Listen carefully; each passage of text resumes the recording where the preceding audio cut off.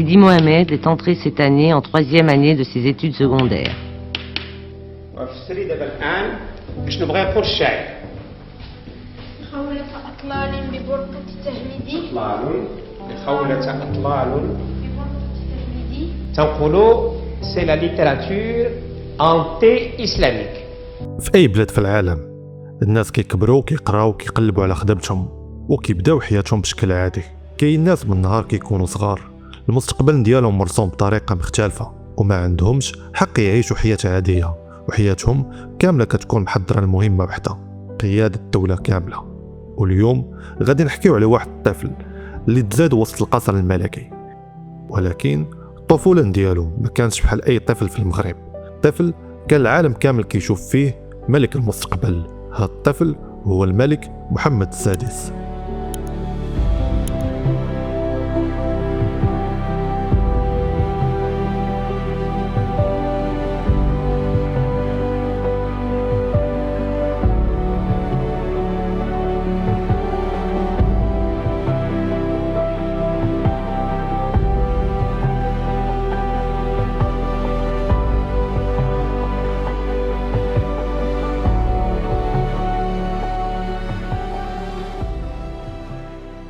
كيفاش عاش الطفوله وكيفاش كانت الدراسه ديالو، شنو كان كيقرا وشكون كان كيربيه، وكيفاش تحول من الامير صغير واحد من اكثر الشخصيات تاثيرا في افريقيا. خليك معايا حيت هاد القصه فيها تفاصيل قليل اللي عارفها. سنه 1963 المغرب كان باقي دوله محدثه الاستقلال، والبلد كان داخل واحد مرحله بناء كبيره. في الرباط تزاد الطفل غادي يولي في المستقبل هو ملك المغرب. الناس كاملين كانوا كيعرفوا ان هذا الطفل ما غاديش يعيش حياه عاديه حيت هو ولي العهد. الوالد كان هو الحسن الثاني، واحد من اكثر الشخصيات قوه وذكاء في التاريخ السياسي في المغرب. من اللحظه الاولى كان واضح ان التربيه غادي تكون مختلفه تماما. فاش كنسمعوا امير كيجي في بال الناس اللعب والراحه والحياه سهله، ولكن الحقيقه كاينه حياه مختلفه. فملك المغرب تربى في واحد النظام صارم بزاف، وكل دقيقة في اليوم كانت محسوبة. في الصباح بكري دراسة القرآن، اللغة العربية، مواد علمية واللغات، وكان خاصو يتعلم حتى أدب الحديث، البروتوكول وكيفاش يتعامل مع الناس وطريقة الجلوس والكلام. هادشي كامل كان واحد الجزء من التكوين، يعني من صغر ما كانش كيتربى غير كطفل ولكن كملك المستقبل. العلاقة بين الحسن الثاني والملك محمد السادس كانت متميزة بزاف. الحسن الثاني كان كيشوف الملك خاصو يكون قوي فكريا ونفسيا، وكان معروف عليه الصرامة الكبيرة.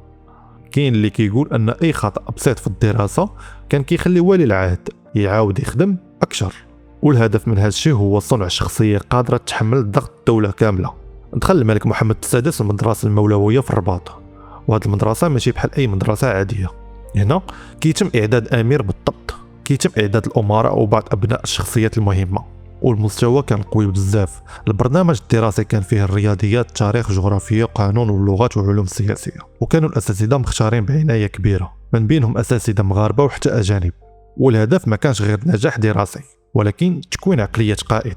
من الحوايج المهمه بزاف في تكوين الملك محمد السادس هو تعلم اللغات من الصغر، العربيه، الفرنسيه، الاسبانيه والانجليزيه، حيث الحسن الثاني كان كيعرف ان الملك خاصو يكون قادر يهضر مع العالم كامل، وهادشي اللي خلى الملك محمد السادس قادر يتحرك مع الايقاع العالم. Quelles sont vos matières préférées, Sidi Mohamed, en classe? La lecture arabe et les sciences naturelles.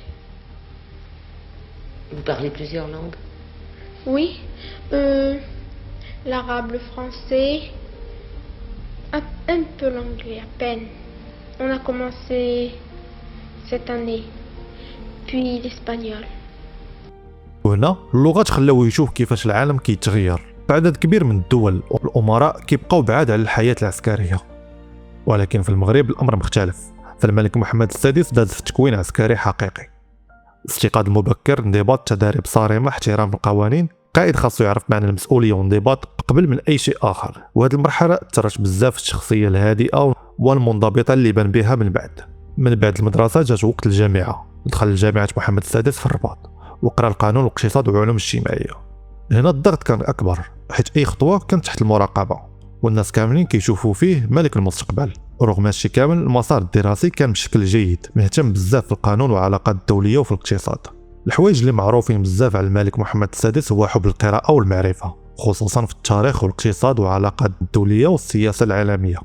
كان كيقضي ساعات طويلة في القراءة وفي التعليم، وهذا الشيء بان من بعد في الطريقة اللي كيخطط بها في المشاريع الكبرى. من صغره وفي الشباب ديالو كان كيحضر في الزيارات الرسمية، وهنا بدات مدرسة أخرى، مدرسة سياسية حقيقية، لقاءات مع رؤساء اجتماعات دولية، مفاوضات، قمم عالمية، تتخلي شاب صغير كيشوف هذا العالم كامل بعينيه. وهاد اللقاءات كانت كتوجد ملك مستقبل بطريقة مباشرة. كلشي تبدل في 1999.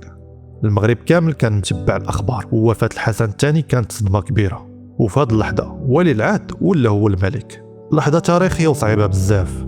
الناس كاملين كانوا كيتسائلوا واش ملك شاب غادي يقدر يقود بلاد.